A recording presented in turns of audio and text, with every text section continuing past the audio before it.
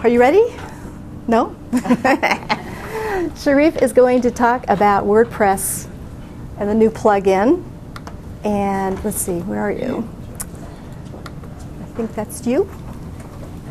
Actually, I'll talk a lot more than just the plugin, but the plugin will be covered.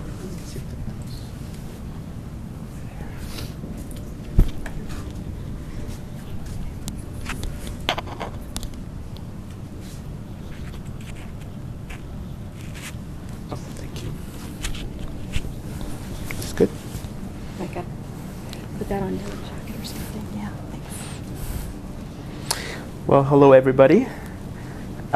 Today we'll talk about, as Dale mentioned, social media integration in general, but I'll focus especially towards the end on a brand new plugin that actually Facebook developed recently. Facebook themselves, Facebook engineers actually developed that app that's supposed to integrate with WordPress. So I'll talk about that specifically, but in the beginning I'll talk about social media in general integration.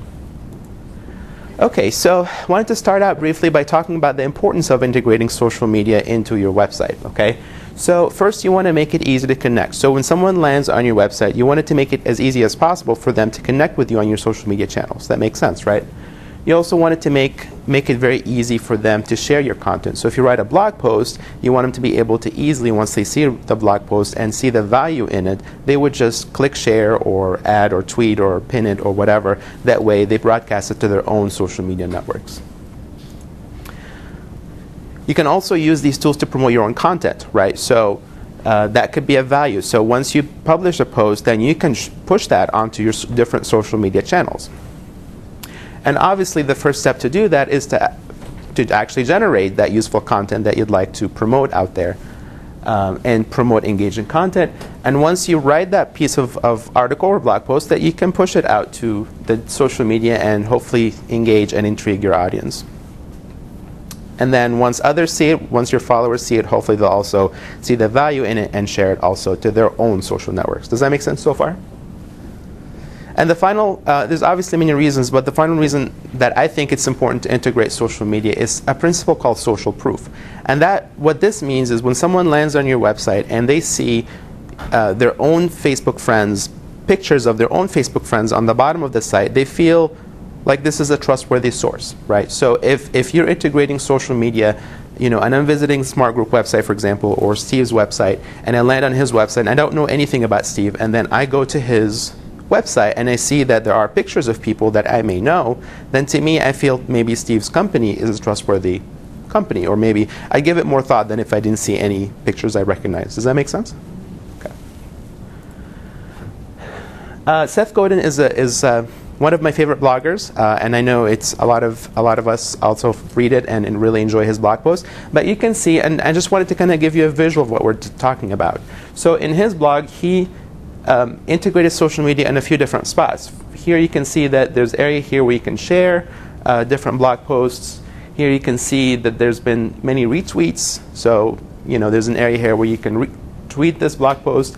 And also here's the social proof that I'm talking about. It says that 750 people liked this post and 127 plus one did. So right away you feel there's value in this post. So you would just read it. You probably pay more attention to it.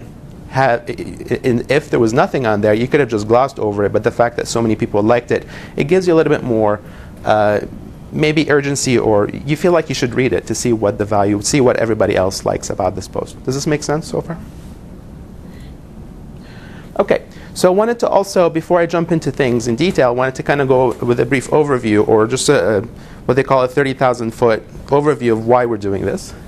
So we're already on social media. If you're on social media and you're out there having discussions on social media, so you're building conversations and building relationships with individuals using social media. Now we're trying to figure out how your blog content or how your website content actually fits into this picture, right? So as you write blog content or blog post and you share it and people that you've already building relationships with on social media are sharing it, your content gets spread out across your social network and everybody else's social networks that they're using, right?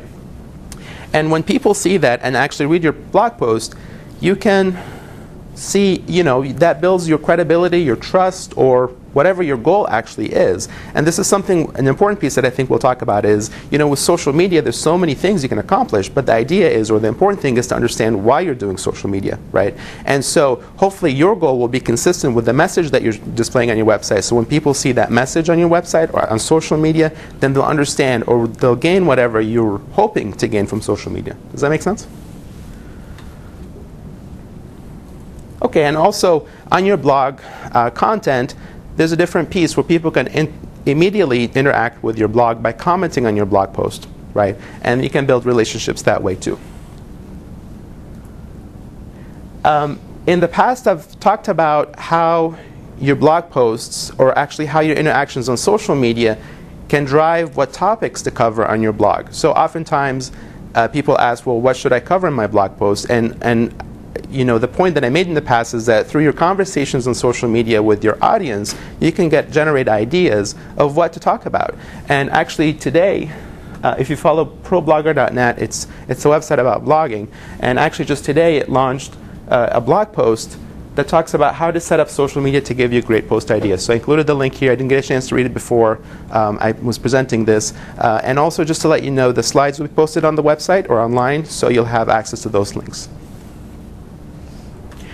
But this will be a strategy that you can use to use social media to actually generate ideas for your own blog posts, for your own content. And this is a way to kind of measure what people are interested in, right? So if you are following your target audience and you kind of see the questions they're asking about or they're talking about, you can address things using their own language or maybe address questions or challenges that they're facing.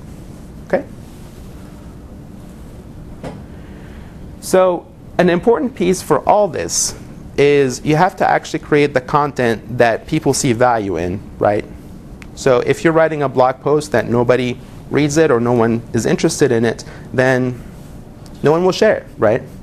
But the key is, how do you actually create the content that people become excited about, become interested in actually sharing it with their own audience, okay? And this is a slide from a previous presentation. I won't go over it in detail, but there are some tips here that help you how to generate content that people get excited about. Some of these things are, you're solving a common problem. So if I'm following, Dale's website, for example, which I am, and she writes a great blog post about a problem I'm having with my own business, and I feel that can provide value to myself as well as people who are following me, then I will share that. I'll broadcast that. I'll share that with my social, my Twitter followers, my Facebook followers, and that way they can hopefully get value from it too. But the key is, the starting point is, Dale spent the time to create that valuable piece of content, and then I saw the value in it and I spread it across my networks. Makes sense, right? And also here included a link by Chris Brogan, who's a professional writer. Well, he does a lot of things, but he's a blogger, yeah. But he wrote a blog post about he wrote about 23 essential elements of a shareable blog post. So if you keep those in mind and integrate some of those elements into your blog posts, when people see it, they're more likely to share your post with their audience. I feel like I'm going fast, so if I'm going fast, please stop me, interrupt me with questions. We'll still have time for the lab in the end. This is the final piece I want to share before I jump into how to integrate social media. So this is a question that comes up into blogging oftentimes, is that, so after I write a blog post, I would like to share my own blog post on Twitter, and people will say, well, you're supposed to share other people's, it's a ratio of 8:2 or 8:1 or 9:1, whatever it is. But when on social media, if you're only promoting your own content, people will likely zone out, right? They won't pay attention if you're only promoting your own stuff. So that's why there's value in promoting other things. That's why, even though I have a blog, for example, that may cover social media topics, if I see a valuable blog post on Dale's or Mike's or someone else who does social media, then I share that with my audience. That way I'm promoting other people, not just myself, okay?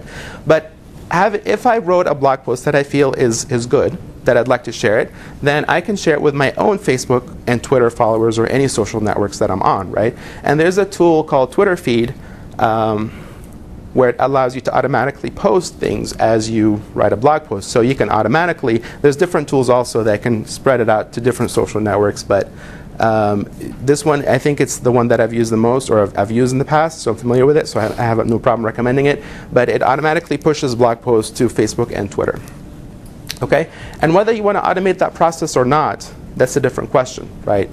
Some people, if you don't have the time to write a special message with every blog post to every social network, then you can